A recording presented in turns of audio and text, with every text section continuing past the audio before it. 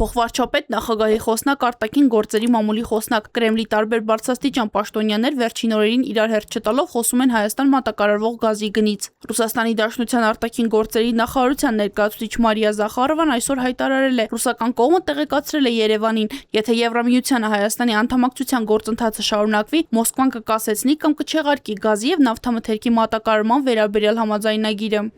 Մայիսի 27-ին Հայաստանում Ռուսաստանի Դաշնության դեսպանատունը պաշտոնապես հայկական կողմին է փոխանցել Ռուսաստանի Դաշնության էներգետիկայի նախարար Սերգեյ Ցիվիլյևի Հայաստանի Հանրապետության տարածքային կառավարման և ենթակառուցվածքների նախարարությանը ուղղված նամակը, որում տեղեկացվում է, որ եթե ԵՄ-ին Հայաստանի անդամակցության գործընթացը շարունակվի, ռուսական կողմը կդադարեցնի կամ միակողմանի կչեղարկի Ռուսաստանի կառավարության և Հայաստանի կառավարության միջև 2013 թվականի դեկտեմբերի 2-ի Հայաստանի բնական գազի, նավթամթերքի և չմշակված ադամանդների մատակարարման ոլորտում համագործակցության մասին համաձայնագիրը։ Նամակը ստացել ենք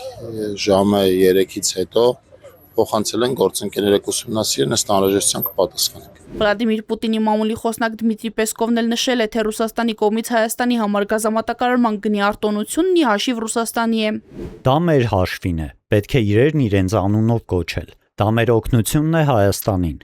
Գազի, ինչպես նաև Հայաստանից արտահանվող այլ ապրանքների նկատմամբ կիրառված սահմանափակումներին նախորդել էր Պուտինի հայտարարությունն այն մասին, որ Հայաստանը պետք է ընտրություն կատարի՝ Եվրամիություն, թե Եվրասիական տնտեսական միություն։ Սակայն Հայաստանում այդ ընտրությունը կատարելուն պատրաստ չեն, կիրառվող սահմանափակումներն էլ Եվրամիության հետ մերձեցմամբ չեն պայմանավորում։ Կա հակվածություն, ես տեսնում եմ, վերագրել այս խնդիրները ինչ որ Հայաստան-Ռուսաստան լարվածության, ինչ որ Հայաստանի կամ այդպես են ասում, չգիտեմ, եվրոպական, պրոեվրոպական կամ պրոարևմտյան քաղաքականության հետևանք կամ ընտրությունների հետ են կապում։ Այս շտապ վախենամ հիասթափացնեմ այդպես մտածողներին, այս տեսակ խնդիրներ եղել են մշտապես։ Մի քիչ ջանքի դեպքում ձեզնից յուրաքանչյուրը կարող գտնի որևէ ալկոհոլային խմիչքի կամ որևէ բանջարեղենի կամ մրգի Ռուսաստան մուտքի արգելափակման խնդիր 5 տարի առաջ, 10 տարի առաջ, 15 տարի առաջ, 20 տարի առաջ, 25 տարի առաջ։ Այս հարցը ինչքան փորփրեք մեր մամուլը, ժամանակ առ ժամանակ մշտապես եղել է։ Ռուսական գազը Հայաստան է հասնում 1000 խորանարդ մետրի համար շուրջ $170։ Այն ռուսական Գազպրոմի դուստր ձեռնարկություն Գազպրոմ Արմենիան է գնում, որը մենաշնորհային դիրք ունի հայկական շուկայում։ Այն իր հերթին բնակիչ բաժանորդին վաճառում է 1000 խորանարդ մետրը շուրջ $400։ Գազի գնի թանկացման սպառնալիքներին այսօր անդրադարձել է նաև Նիկոլ Փաշինյանը։ Նրա խոսքով Հայաստանի ժողովուրդը պետք է այլընտրանք ունենա։ Անտրամաբանականը Հայաստանին սպառնալ, ասենք օրինակ թանկ գնով, որովհետև թանկ գնով սպառնալիքին կա պատասխան։ Մենք շատ ավելի փող կունենանք, որ դա մեզ թանկ չթվա, հասկանում եք։ Ուժեղ Հայաստան դաշինքի անդամ տնտեսագետ Նաիրի Սարգսյանը այդքան էլ լավատես չէ։ Նրա խոսքով գազի սակագինը կարող է եռակի աճել։ Բացի այդ, էլեկտրաէներգիայի անջատումներ կարող են լինել, որովհետև դրա հումքի կամ մատակարարման 72%-ը կախված է Ռուսաստանից։ Ինչ է լինելու։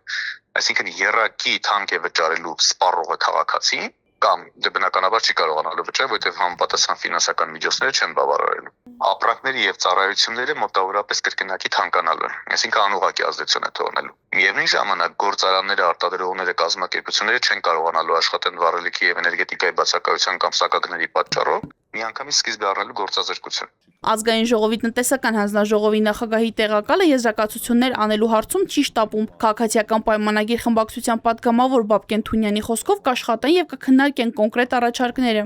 Ժամկետ նշված կլինի, չափ նշված կլինի, այդ ժամանակ կարելի է ասել, թե դա ինչ ազդեցություն կունենա։ Ամեն դեպքում գազի թանկացումը